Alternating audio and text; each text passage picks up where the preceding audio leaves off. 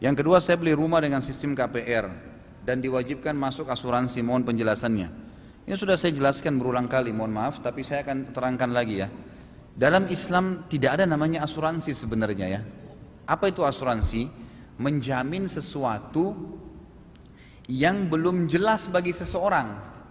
Kalau Anda tabrakan, kalau Anda mati, kalau Anda sakit dirawat di rumah sakit, tidak ada kejelasan, nggak dibutuhin.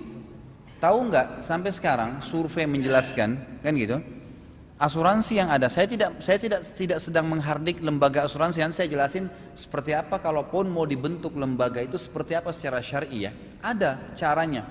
Tapi yang ada sekarang itu mengiming-imingkan seseorang untuk bergabung hal yang tidak terjadi. Kalau Anda sakit nanti dirawat nginap sekian hari gratis. Kalau sakit, kalau nggak sakit, gitu kan? Kalau tabrakan, kalau badai, kalau gempa, kalau dalam Islam tidak boleh ini. Nggak boleh menjanjikan sesuatu atau menganggap orang akan terjadi ini maka harus bayar sekian untuk itu. Itu satu sisi ya. Jadi tidak boleh ada iming-iming seperti ini nih. Dan hasil survei lapangan, coba antum lihat saja, mungkin bisa dicek di Google ya, hasil survei ya, orang yang memakai asuransinya dengan tidak memakainya. Yang tidak memakai itu 75% ke atas. Masalah kasus orang masak rawat rumah sakit, ada orang sudah 5 tahun bayar asuransi premi tiap tahun, tidak pernah masuk rawat nginap, nggak pernah. Nah itu. Jadi orang yang menggunakan itu pun kena iming-iming tadi itu kecil sekali. Kan gitu, seperti itu. Satu sisi. Sisi yang lain, asuransi ini masuk jelas dalam satu bab yang dilarang oleh Nabi SAW. Dalam hadis Bukhari kata Nabi, dalam hadis itu dikatakan Nabi SAW melarang mutlak transaksi gharar. Apa itu gharar? Merugikan salah satu pihak atau transaksi yang tidak jelas produknya, waktunya, tempatnya, jenis produknya, harganya. Ini gharar namanya. Nggak boleh, Nabi SAW melarang tuh. Kasus gini misal, baik, kalau kita tidak menggunakan premi 1 tahun tuh, bayar misalnya sederhana lah, anggap 80 ribu, anggap 100 ribu, kan gitu. Nanti kalau masuk rumah sakit akan ditanggung 5 juta. Gimana caranya kita mempertemukan premi 80 ribu atau 100 ribu dengan pembayaran rumah sakit yang 5 juta? Gharar ini. Kita bayar 100 ribu, kita dibayar 5 juta. Dan sebaliknya, kalau kita nggak pakai, hangus, udah dianggap selesai, diambil oleh asuransi. Makanya orang yang kena yang dijanjikan atau diiming-imingkan tadi itu kecil sekali sebenarnya. Makanya perusahaan asuransi itu berlumba-lumba sekarang membuka, karena keuntungannya luar biasa, gitu kan? Karena orang yang pakai pun itu sedikit sekali. Kalaupun seseorang itu mati, target di asuransi itu, orang mati itu kalau semenjak dia mendaftar, selama umur dia masih 25 tahun, target asuransi itu masih 50 tahun loh. Dia targetnya itu orang meninggal minimal di umur 75. Kan begitu. Jadi dia 75 tahun baru meninggal. Kalau ada yang meninggal pun di bawah itu ya jarang. Paketnya dia begitu. Masih ada sekitar 50 tahun, 30 tahun. Selama 30 tahun antum dikumpul uangnya, dengan uang nanti dikasih premi kalau kematian, tidak balance itu. Tidak balance. Gitu kan? Kalau antum sakit, ya pada saat hari H sakit, itu antum ikhtiar, insya Allah akan ada. Boleh antum nabung, cadangan nanti kalau saya sakit akan ada, itu lebih baik. Karena jelas tidak ada gharar, tabungan antum sendiri. Antum butuh, antum pakai, selesai, gitu kan? Karena gharar ini diharamkan dalam Islam, tidak boleh. Dalam Islam itu kemarin saya jelaskan, waktu kita jelaskan masalah tidak boleh mencurangi timbangan, ingat ya. Ada beberapa konsekuensi hukum dalam ekonomi Islam. Tidak boleh ada kebohongan, tidak boleh ada kezaliman, tidak boleh ada gharar, gitu kan? Tidak boleh ada ya manipulasi, semua harus transparan, gitu kan? Semua harus ada kejelasan. Ini syarat-syarat rukun-rukun ekonomi dalam Islam. Jadi saya tidak pernah menemukan ada sisi, kalau saya pribadi ya, selalu kalau ditanya ada sisi dibolehkannya asuransi dalam Islam kalau sistem yang ada sekarang. Saya masukkan mobil saya, ores asuransi, 5 juta saya bayar, selesai. Tabrakan, hilang kah, kena gempa kah, asuransi yang tanggung. Gharar akhi. Antum bayar 5 juta, hilang mobilnya, nilai mobil 200 juta, asuransi bayar 75% dari situ. Anggaplah antum dapat 175 juta, antum cuma bayar 5 juta, dari mana ini? Gharar ini. Ini sama dengan riba. Kita bayar sekian, kita dapat sekian. Kan gitu. Dan iming-imingnya tadi kalau hilang. Ya gitu. Banyak loh terjadi kasus di lapangan ini, orang sengaja menghilangkan mobilnya. Ada terjadi itu. Sengaja dia menghilangkan mobilnya, parkir sembarangan, sengaja nggak dikunci, hilang. Tuntut asuransi. Mobilnya kan sudah berjalan berapa tahun nih? Setiap tahun dia kasih 5 juta untuk ores. 4 tahun dia ikut, 5 tahun dia ikut, 5 kali 5 tahun, itu berarti 25 juta dia keluarin. Mobilnya pada saat dia beli 250 juta, 5 tahun kemudian sudah turun 40%. Asuransi siap mengganti 75%. Hilangin mobilnya. Asuransi ganti mobil baru. Gharar, manipulasi, kezaliman, tumpuk-tumpuk semua ini, gitu kan? Dari mana ini? Nggak bisa. Dalam Islam tidak boleh itu. Jelas tidak boleh. Jadi makanya kita harus lebih berpikir, lebih jernih ya berpikir. Sekarang yang jadi masalah, semoga Allah angkat ya, di negara kita ini asuransi sudah masuk ke semua lembaga, gitu kan? Masuk ke sampai ke pemerintahan kita. Seperti sudah dililit masalah riba ini dengan unsur asuransi yang sudah masuk dalam gharar ini sudah melilit kita. Seperti nggak bisa lepas, subhanallah gitu. Seperti tidak bisa hidup kalau tidak ya KPR. Mohon maaf, saya kemarin waktu bahas di Kelapa Gading Bulughul Maram, jadi kitab lain yang saya bahas pas masalah bab jual beli. Dan saya bilang, kalau anda masih, mohon maaf, ini bahasa saya ya, saya tidak nyinggung siapapun dan anda boleh cerna baik-baik. Yang saya maksudkan bukan menghardik siapapun, tapi saya sedang memberikan wacana. Kalau anda belum mampu saudaraku untuk beli rumah, jangan paksain KPR. Maaf saya bahasakan ini ya, nggak usah, kontrak aja, nggak apa-apa. Kenapa harus paksain? Kecuali kalau ada sistem yang syar'i. Kita terlibat dalam masalah ribawi. Kalau kita terlambat bayar 1 bulan kena bunga sekian. Jangan bilang oh cuma sekian persen. Tidak bisa. Riba kata Nabi SAW 73 tingkatan. Terendahnya seperti seseorang menzinai ibunya sendiri. Untuk apa maksain diri tinggal di rumah yang dasarnya sumbernya haram? Bagaimana bisa?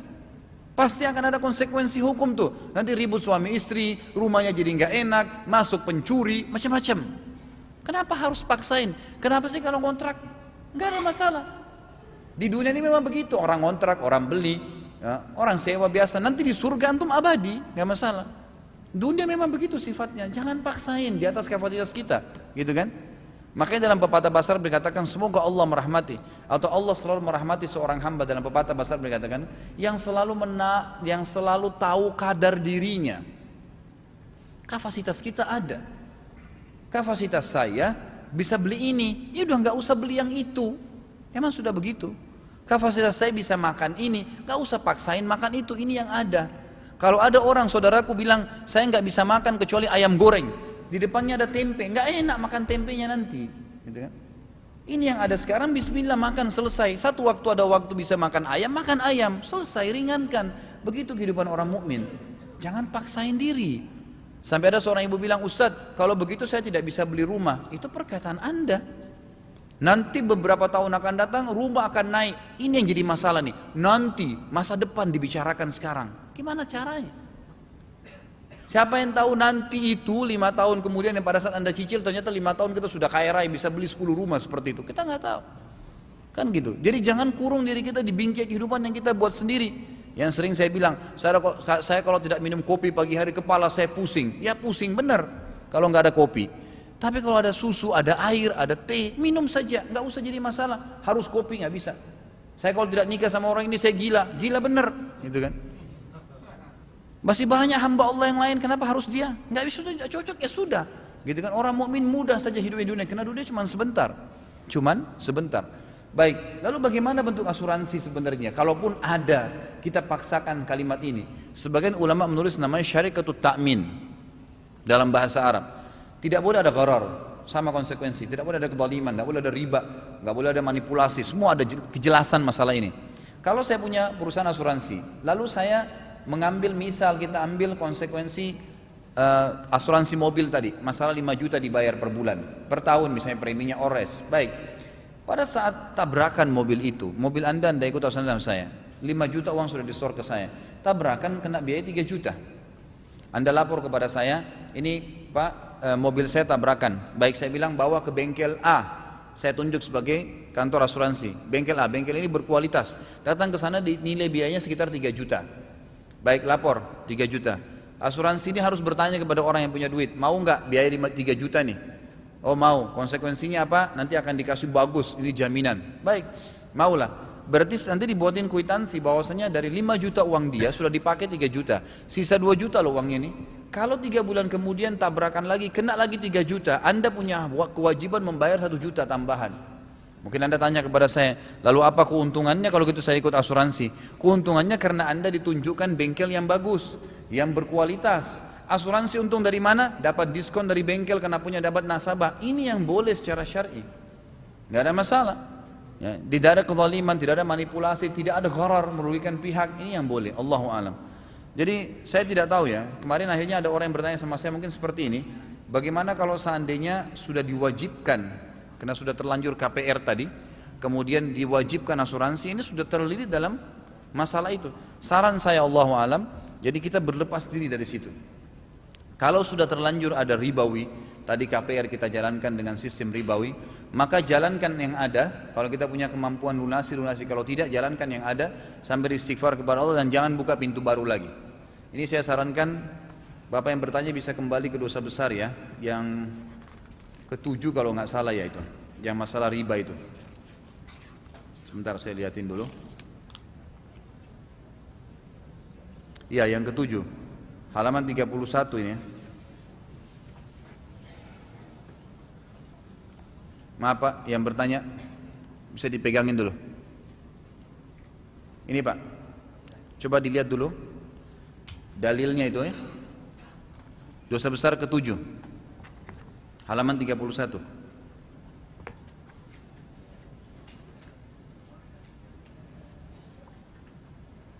Sudah Pak ya? Coba dilihat di situ, saya bacain ayatnya ya. Al-Baqarah 278 279 ya. A'udzubillahi minasyaitonirrajim. Ya ayyuhalladzina amanu taqullaha wa dharu ma baqiya minar riba in kuntum mu'minin fa in lam taf'alu fa'dhanu biharbin minallahi wa rasulih.